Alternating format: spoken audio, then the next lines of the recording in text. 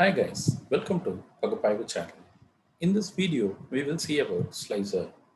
In a dashboard, you have seen in a box with multiple variables. By clicking an option in the box, the visualization changes automatically. That box is nothing but slicer. You can see in this box there are multiple team names. If I'm selecting India, you can see the table gets filtered only of Team India. If I click South Africa, it automatically filters South Africa. If I'm clicking Australia, it filters Australia. Now in this video, we will show you how to create the slicer. Before going ahead, I request you to subscribe our channel and click notification icon.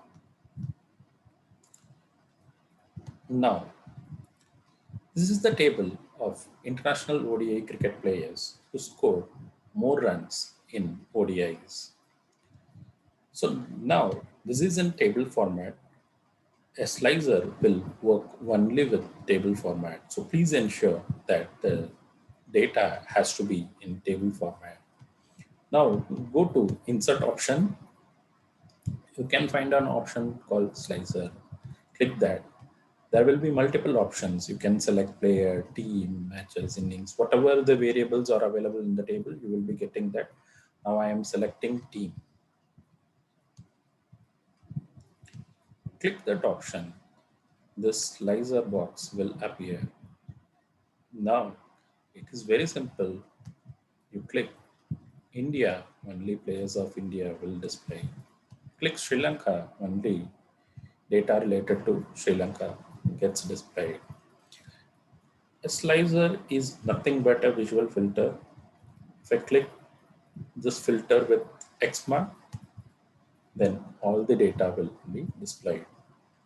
So this is one of the primary toolbox used in Excel dashboard or any other dashboard, you can say. So by watching this video, you have understood how to create a slicer box in Excel. If you like this video, please do like. If you have any queries or questions, please do comment. And if you like this video, you can share with your friends and please subscribe our channel.